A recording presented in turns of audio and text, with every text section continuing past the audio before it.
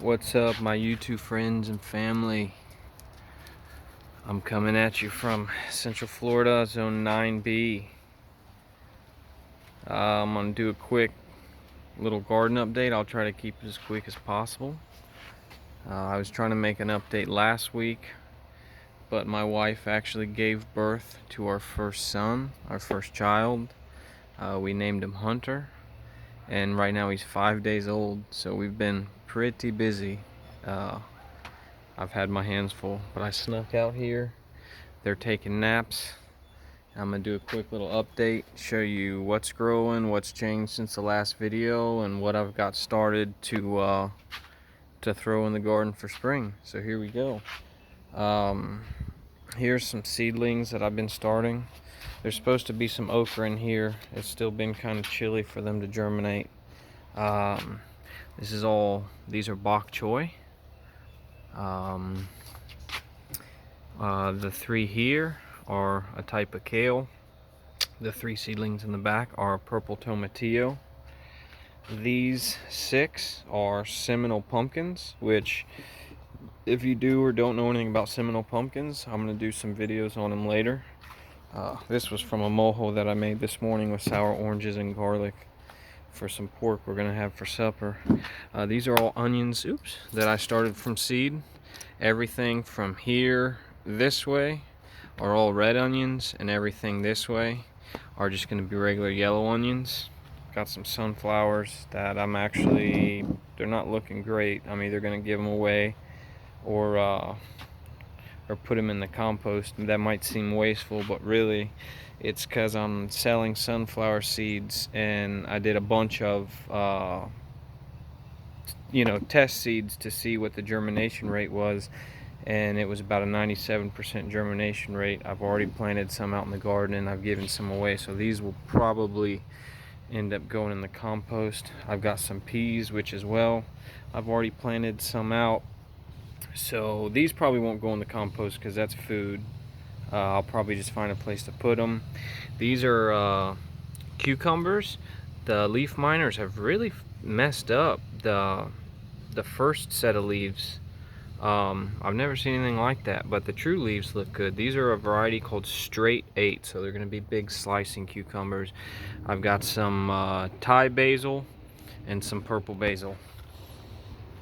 If we go this way, if you have checked into my other videos, you would have seen what my peppers looked like a few weeks ago, and as you can see, there's really no fruit left on the peppers. I trimmed them way back. You might be thinking like they don't look trimmed back, but if you remember, they were huge and I trimmed them way back, and they're actually exploding with new life. And in fact, look, this is a red habanero that's grown since then, and if you really look at how many buds are all over this, I mean, look at this orange habanero. Look at how impressive that is. I don't even know if you'll be able to see that. I hope so, but man, there are just so many buds all over these. So the peppers are really bouncing back. I won't get into too many details on which peppers are what, because I've done that in other videos, and I'll do that later when they start fruiting again. These are lettuce. It's one of those seed mixes, so there should be a few different types of lettuce in there. The sage is really looking good. I've got garlic going. This here's a garlic, and that one over there is a garlic too. I've tried to grow garlic a few times. Never really does that well, so hopefully I could at least get something. Anyways, here's some carrots. They take a long time to grow, and luckily it's still cool enough that they should do okay. I grew some last year and had decent success. My confetti cilantro is starting to bolt, and then I replaced the eggplant with a squash.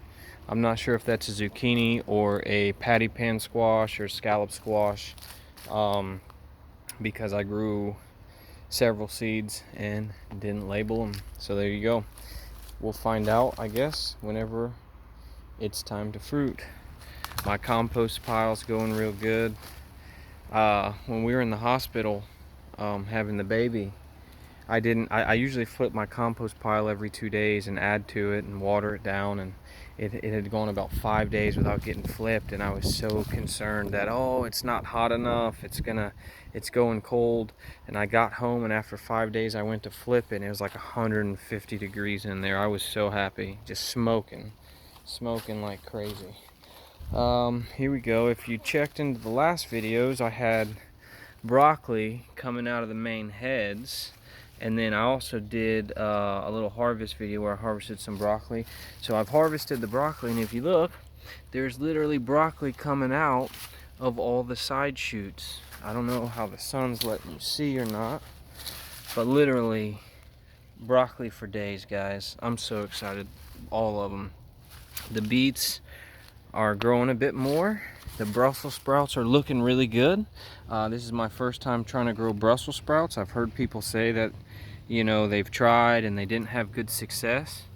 And I know that it's something that takes a long time to grow. And I think most people probably a mixture of don't feed them enough, and down here probably wait too late to plant them when it gets too hot. But if you look, you can see all the Brussels sprouts forming right at all the leaves. So pretty excited about that. Hopefully I'm able to harvest something. All right, here's where all the peas are. These aren't like regular English peas. These are like sugar peas, sugar snap peas, snow peas, you know, something you harvest before the actual pea starts to form too big. I mean, they form, but you know, eat them in stir fries or salads or as snacks.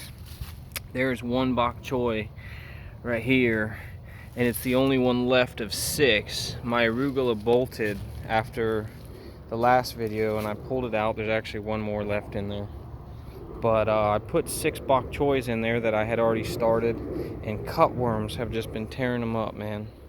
So that's why I started some more over there, and hopefully they don't all get destroyed. The tomatoes, you know, they're there. There's not really any fruit setting. They're there. I'm gonna keep, there's a bunch of flowers here and they're getting pollinated. There's bees visiting the garden all the time. So hopefully we get some tomatoes, but you know, if not, I'm gonna yank them out before the heat of the summer comes, because I've already got plans for this bed in the heat of the summer. Here's the turnips, and if you look, I don't know if you can see that, we have got some really nice roots going down there. There's some of them that are probably going to be ready to pick any time now. I don't know if you can see that. Again, they're a cold season crop. Sorry if you can't see that. I'm kind of just jamming the phone in there. These potatoes have grown, but they're getting eaten up by something, so I don't know if I'm going to leave them or take them out. I started another potato tower over there. Collard greens are just doing fantastic. I love collard greens. I love all greens. I really eat anything, almost anything anyways. There's a sunflower there. If you don't know, they're Mammoth Sunflowers. I grew them last year, and I mean, they were absolutely massive. At the base of the trellis, those are called yard-long beans, asparagus beans.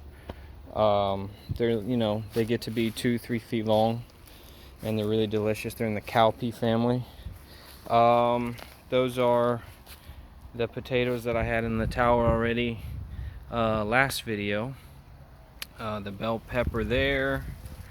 If you watched my last garden update video and you remember how tall my guavas were, I cut them back so much. There's one here and there's one here. I mean, they were, you know, they were way up there in the sky.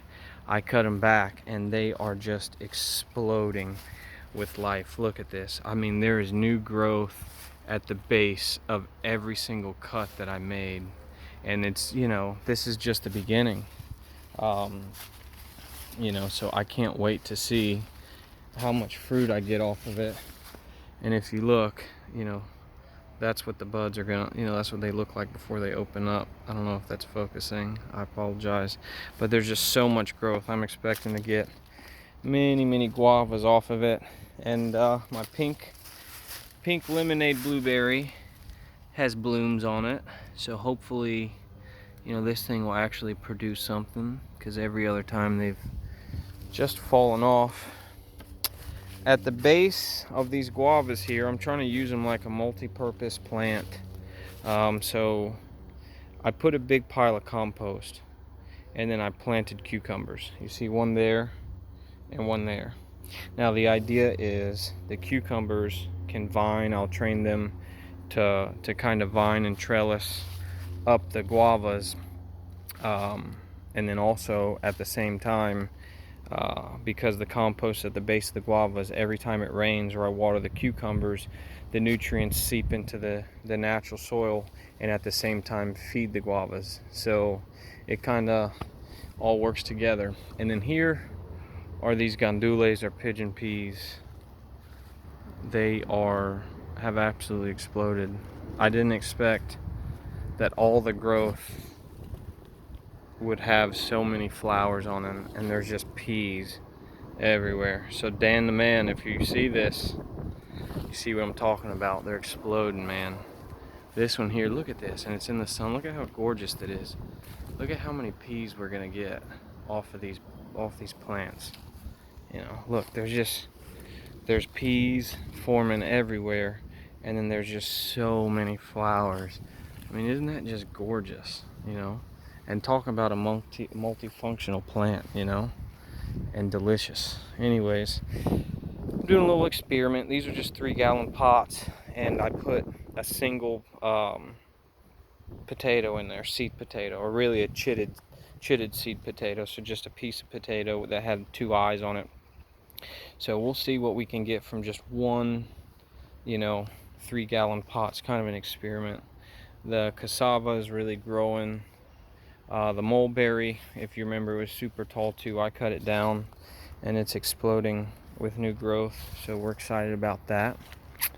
Let's see what else. Oh yeah, and I've also got some onions growing down there around that cucumber as well. If you look, we got some bees. Yeah, there are bees everywhere. You know, I know these things grow like weeds everywhere. We call them romedio. I don't really know what they're called in English.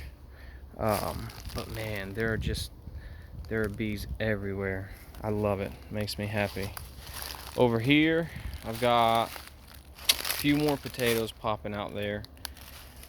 The cassava that I put over there is absolutely taken off. I mean, it's just been a couple weeks and that thing is taken off.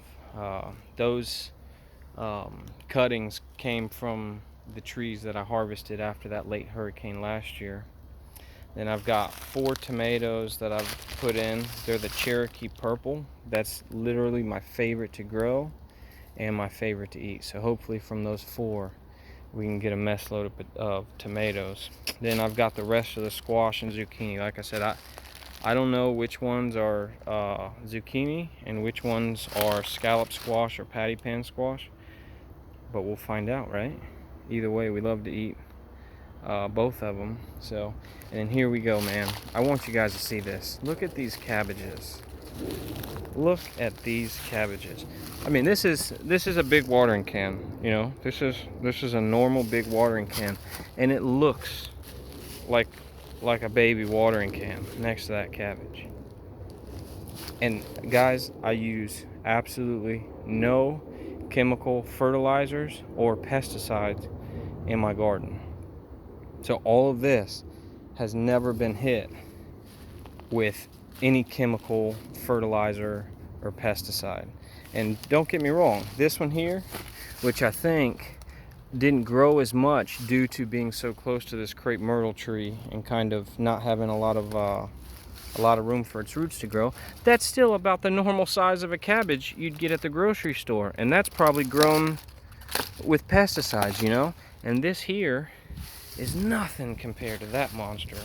And that one's big too, but that thing right there, I'm probably gonna harvest it in the next couple days, and I kind of want to weigh them and see what they weigh and make a comparison to what the ones from the store are. This was supposed to be a broccoli like all the other broccolis I'm growing, which if you look here, Here's another one that I've already harvested the main stalk from, and it's shooting side shoots. So we still got a ton of broccoli to harvest, but I don't know what's up with that. I don't know if it was too constricted between these two monstrous cabbages, or if it's just some hybrid variety that, you know, I purchased that was mislabeled or something, but I'm not really sure. I don't know what's going on with that, but I don't like it. I'm not gonna lie to you. So anyways, guys, I gotta get back into the wife and the baby.